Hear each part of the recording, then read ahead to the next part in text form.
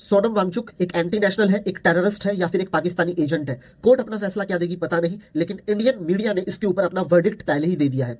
अगर आपको इसके बारे में नहीं पता है तो इस वीडियो को एंड तक देखिए। सोनम वांगचुक के कुछ एंटी नेशनल काम मैं आप लोगों को बताता हूं। उनका सबसे बड़ा एंटी नेशनल काम है, उन्होंने ले के अंदर एक स्पेशल स्कूल बनाया जिसके अंदर सिर्फ फेल्ड स्टूडेंट को एडमिशन दिया जाता है। इस स्कूल ने ले के लिटरेसी रेट को बहुत ज्यादा इंक्रीज कर दिया है। पहले जहां पर 10th क्लास के अंदर फेल होने वाले स्टूडेंट्स का नंबर 75% से ज्यादा होता था, अब वो कम होकर 25% रह गया है। दूसरा एंटी नेशनल काम, उन्होंने सोलर हीटेड टेंट्स बनाए अपने इंडियन आर्मी के लिए, जिसके अंदर वो -20 डिग्री के टेम्परेचर तक सर्वाइव कर सकते हैं। तीसरा उनका एंटी नेशनल काम, उन्होंने चाइना के साथ कॉन्फ्लिक्ट होने के बाद बाइकआउट चाइनीज प्रोडक्ट जैसा मूवमेंट स्टार्ट किया था, जिस मूवमेंट को हमारी गवर्नमेंट ने खुद सपोर्ट किया था और आगे बढ़ाया भी था। लास्ट उनका जो एंटी नेशनल काम, जिसके ऊपर मीडिया सबसे ज्यादा फोकस कर रही है, उन्होंने पाकिस्तान के अंदर क्लाइमेट चेंज के ऊपर एक कॉन्फ्रेंस को अटेंड किया था, लेकिन इस कॉन्फ्रेंस का वीजा जो उन्हें मिला था वो सेंट्रल गवर्नमेंट से ही मिला था। और उन्होंने उस कॉन्फ्रेंस के अंदर स्टेज पर जाने के बाद हमारे प्रधानमंत्री मोदी जी की बहुत ज्यादा तारीफ की थी। क्या उनका ये एंटी नेशनल काम है? पिछले 5 साल से लद्दाख के लोग लगातार प्रोटेस्ट कर रहे हैं स्टेटहुड और 6th शेड्यूल के लिए।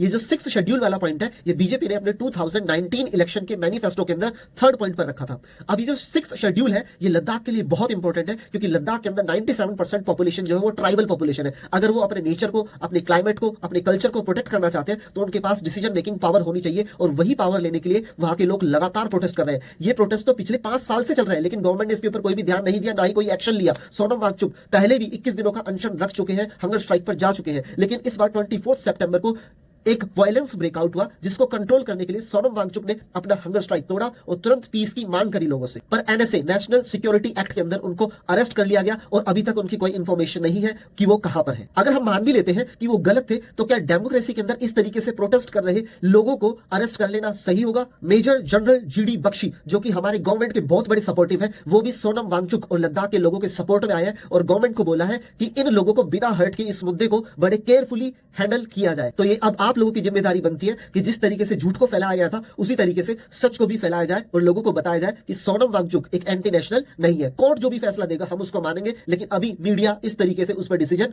नहीं दे सकती।